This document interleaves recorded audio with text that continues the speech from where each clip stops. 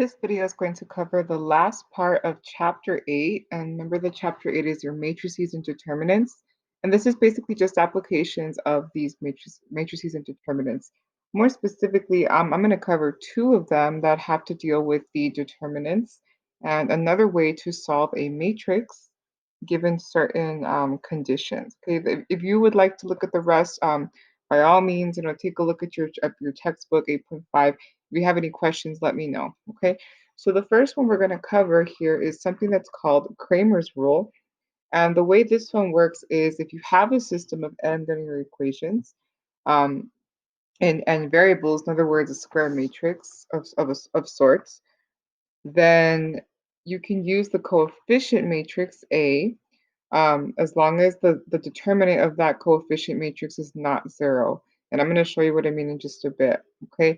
The solution of the system is going to be the following. So you will have your x value, or x1, if you want to think of it in x's, would be the determinant of A1. So basically the matrix that you get by covering that first column, okay, over the determinant of A in general, and so forth. And again, I'll show you what this looks like in just a bit.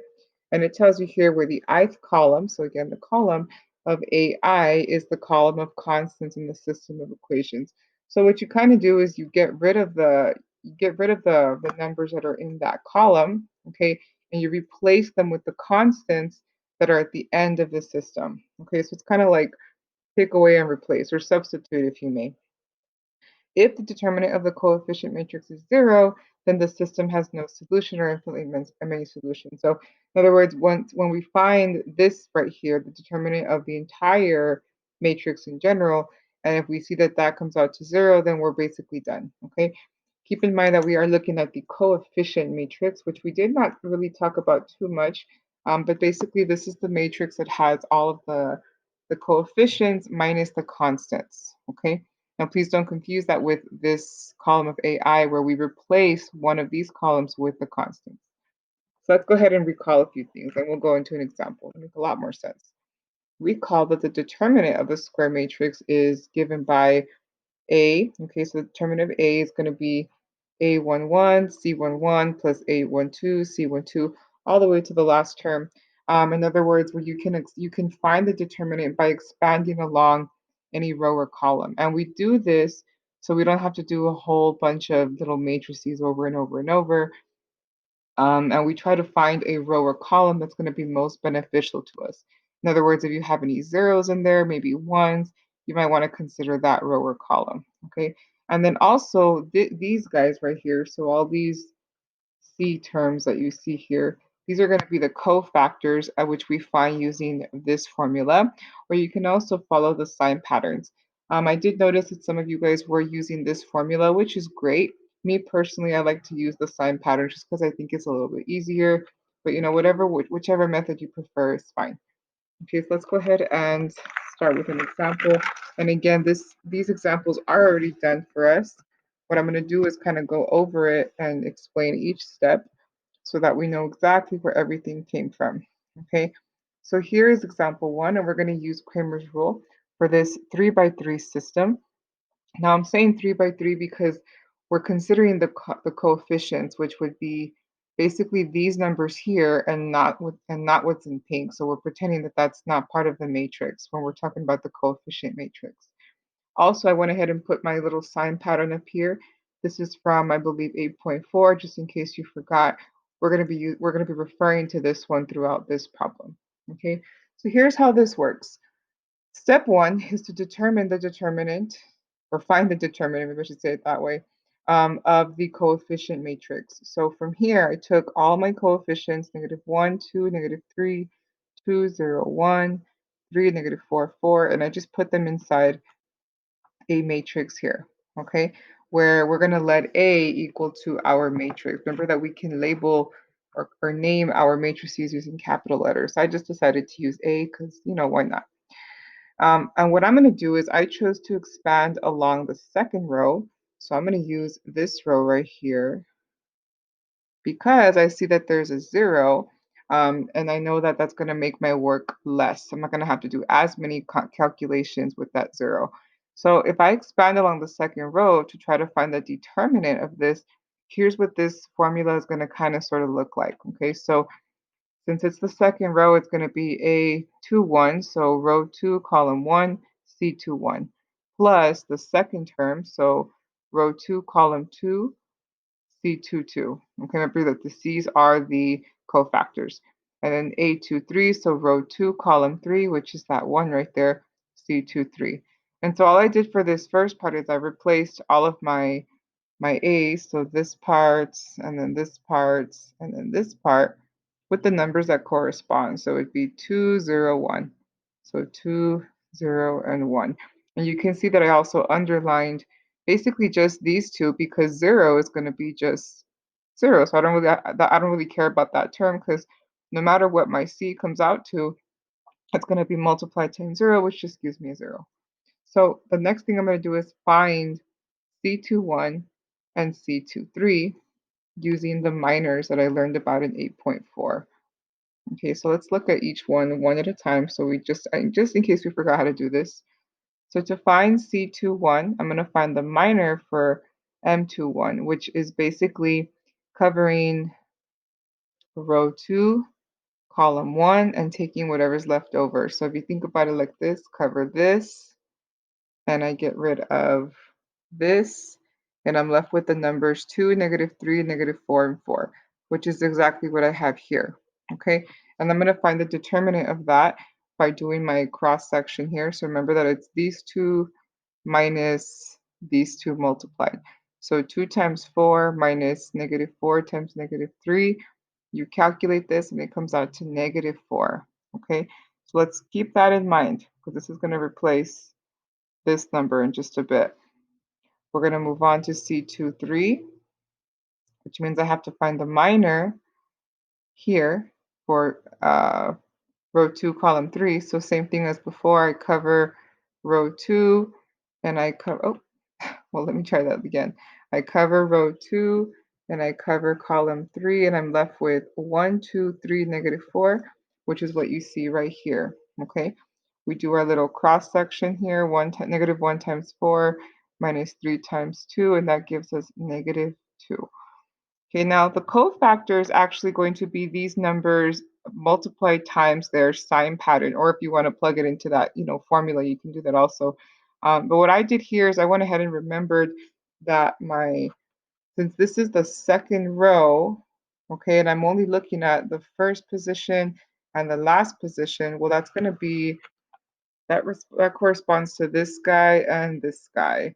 So they're both going to be multiplied times a negative, which means that I would have to kind of put a negative here and a negative here, which makes them positive, right? That's one way to do it. So in other words, C21 would be equal to 4, and C23 would be equal to 2. So that's one way to apply it. You can also just kind of go straight into this part right here and say, well, instead of changing these guys, all I'm going to do is I'm just going to put the negatives on this. So I'm going to put the negative right here, and I'm going to put it right here, which is kind of the route that I took. So we can look at the calculation down here. We have A is equal to -2, so -2 times C1, I'm sorry, C21, which if I don't put the negative, it's going to be this right here. But since I did put the negative, we'll just pretend it's going to be this guy. So -4, okay? Plus, we skip this one, -1 times C23, which in this case was -2. So multiply this out and you get 10. So our determinant for A is, in other words, for this whole matrix is going to be 10. Again, you can either put the signs here or you can put them on the A terms, the lowercase a's, whatever you prefer. For the sake of these notes, I'm going to go ahead and just put them on the term. Okay. All right, so that's not even half the battle. The first thing we need to check is to see if the determinant is not equal to 0. Since it's equal to 10, that means it does have a determinant that is defined, which means we can move on to step 2, which is to apply Cramer's rule since the determinant, remember this means determinant is not equal to 0. So how does that work? Well, What we're going to do is we're going to solve for x. We're going to cover and replace the x column with the constants. So again, here's a reminder of what our matrix looks like. So this is the same coefficient matrix I had at the top. And I'm going to replace all my x's. So these right here, this is my x column, because I had, if you remember the system, x is in the first column. Okay, so I'm going to replace these with the coefficients 1, 0, 2. I'm sorry, not the coefficients, the constants. The constants 1, 0, 2. Where are the constants coming from? They're coming from right here. So these guys are the constants. Okay, so that's all I'm doing. I'm taking these numbers out and replacing them with those. And everything else just stays the same. Okay, and this is going to be our x part. I'm going to call it A1 just because this is column 1. So this is going to be the determinant of A1. And I'm going to plug all this into Cramer's rule to figure out what my x is going to be equal to. Okay, so let's go ahead and see that in action here. This is Cramer's rule. It tells us that the value of this variable is the determinant of that column divided by the determinant of the entire coefficient matrix. So we already found this one. This one was equal to 10. We found that in part in step 1. So now I have to find the determinant of A1, which is this brand new matrix. Okay, so again, we want to choose wisely to try to do as minimum work as possible. Notice that we have 2 zeros in this row here. So I'm probably going to use row 2. Okay, I want to expand along row 2. Expand along row 2 because I noticed that there's 2 zeros and 0 times anything is 0. So the only one I'll have to focus on is that 1 at the end. Okay, and that's this calculation down here. You can see, just as a reminder, let me try to cover some of this up. You can see that we're going to have A21. So row 2, column 1, C21. A22, row 2, column 2, C22. A23, row 2, column 3, C23. And the first two are 0. So 0, 0. Basically, these guys I don't care about, right? And since I know about the sign patterns, this is also the same one I chose last time I chose the second row. I know that the second row is negative, positive, negative. So I went ahead and put those in here already. So negative, positive, negative. So whatever I get for C23, I'm going to multiply times negative 1. Okay, so let's go ahead and do that over here on the side, and you can already see I already have kind of sort of the answer. Let me cover that bottom part. So to find C23, the cofactor, I'm going to use the minor M23, which means I'm going to cover row 2 and column 3, which gives me 1, 2, 2, negative 4. Okay, so again, cover this guy, cover that guy, you're left with these 4 numbers. Find the determinant by doing our little cross section here. So 1 times negative 4 minus 2 times 2 gives me negative 8. Okay, so this is going to be what we plug in for that C23. And you can see the calculation here. Negative 1 times negative 8 is positive 8. Okay, but we're not quite done. Remember, this represents A1, the determinant of A1, which is kind of like our x part, but the rule says we have to divide that by the determinant of a, which was 10. So the last part here you're going to do is just divide them. So plug them in. 8 over 10 is 4 over 5, and this would be our answer for x. Okay, so in other words, when you solve the system, x is equal to 4/5. And that is the first one. So now we got to find y and z. Okay, let's go ahead and move up to the other side here, and let's look at our next step here is going to be to solve for y, again using Cramer's rule. So we can see that we have our same coefficient matrix here. So it's the same one as before, the one that we got from the way beginning. And I'm going to replace my y's this time with the constant. So basically my second column here, so 2, 0, negative 4 is going to get replaced with 1, 0, 2. And I'm not sure why there's such a glare right now, but let me try something. Okay, that might work. All right, so we're going to replace this column with this column, and now we have A2, which is basically our y part. Okay, so just like before, you can see that we're going to use this determinant divided by the determinant of A. which again is still 10, so that number we already have. And we're going to expand along one of these rows or columns to find the determinant of A2. I chose, again, row 2 because of that 0 in the middle. I know that's going to give me less work to do. So just like the problem before, I have the same setup, A21, C21, A22, C22, A23, C23, and I'm going to plug in what I already know, namely that A21 is 2, A23 is 1, and the middle is just a 0. So basically, I don't even have to worry about this one. I can get rid of it if I want. And I'm also going to put in the sign because I know that since it's row 2, this one's negative and this one is also negative. Okay, so just like before, we're going to calculate C21 and C23 using the minors. So you can see that calculation right here. Okay, I'm going to go ahead and go through each one. So first we have C21, which would be covering row 2, column 1, which gives me 1, -3, 2, and 4. Okay, calculate the determinant by doing the cross section here, and that gives us positive 10. Okay, C23 is row 2, column 3, so I'm left with -1, 1, 3, and 2. Okay, do the cross section here as well, and that gives us -5. Plug these numbers into their corresponding pieces right here. So we have -2 times 10 and then -1 times 5, which gives us -15. So the determinant of A2 is -15. So our last step for y is just to plug it in into our formula. So the determinant of A2 divided by the determinant of A, 15 over 2, negative is -3/2. So this right here is our y. Okay.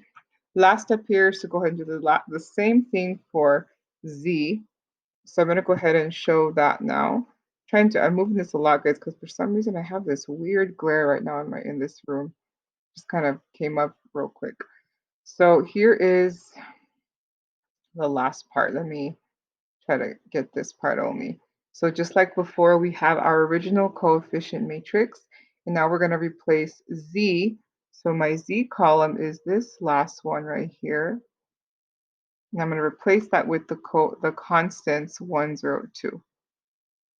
Okay, and this matrix right here, or I should say determinant of the matrix, is going to be my A3, which is the z part. Okay, so here is the rule.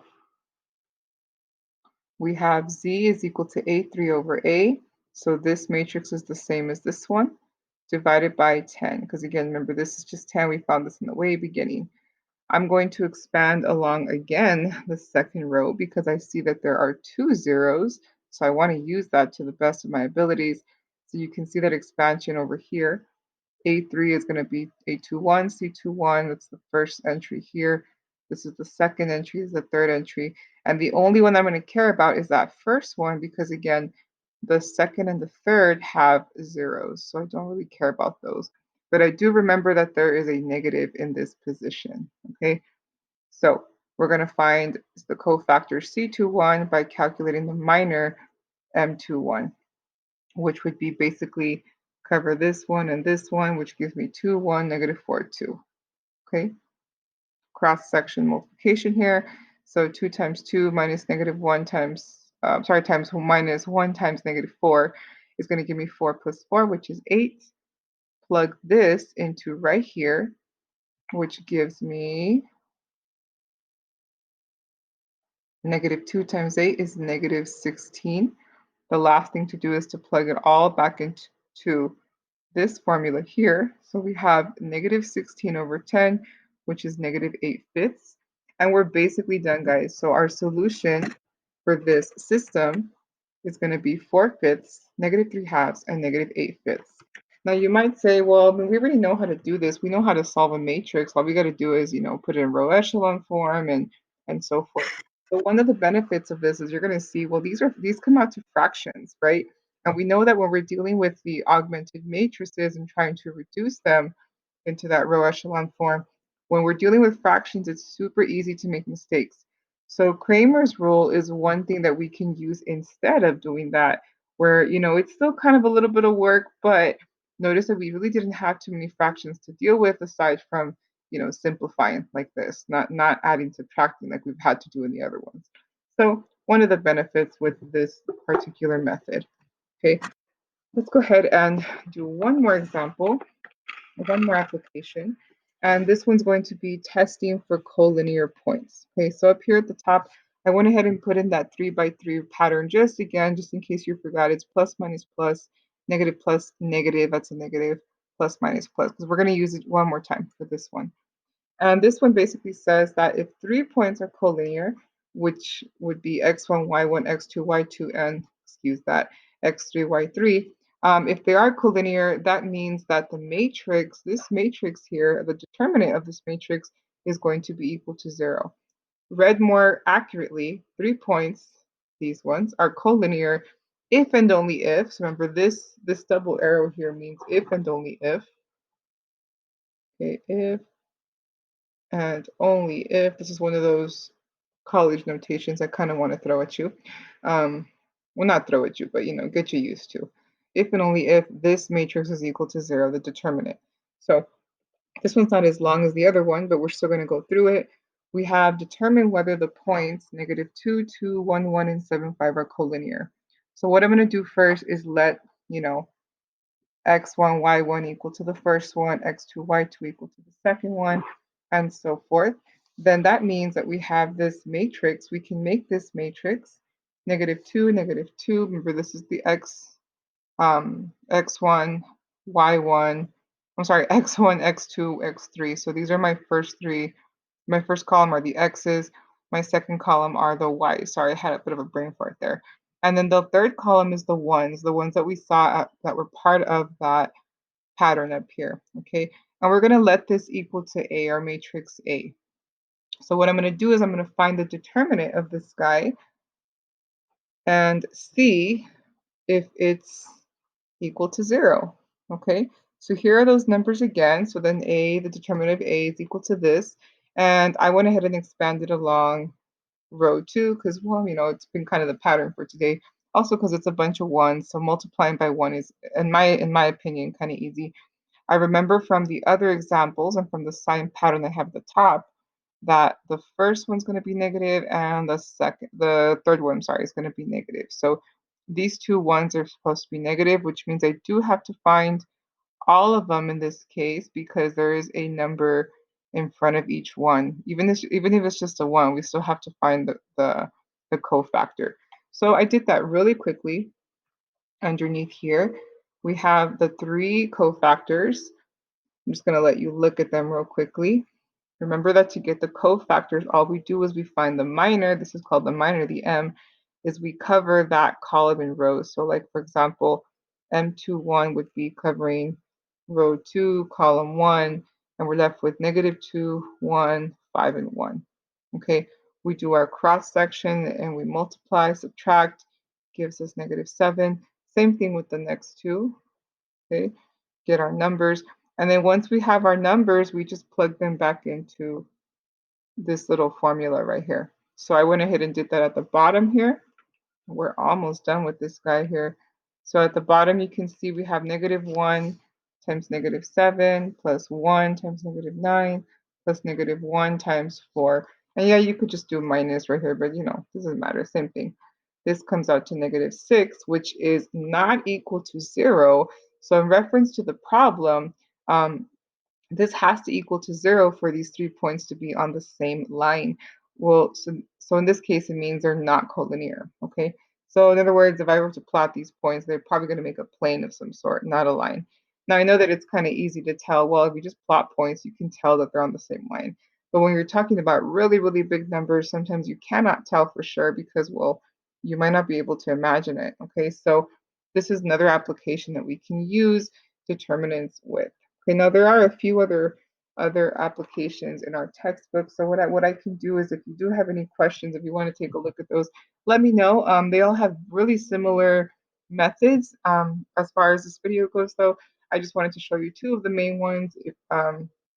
As always, if you have any questions, let me know. This is it, guys. This is the last set of notes. So good luck on anything else that's coming up in the class. And like I say over and over, any questions, please let me know. Thank you.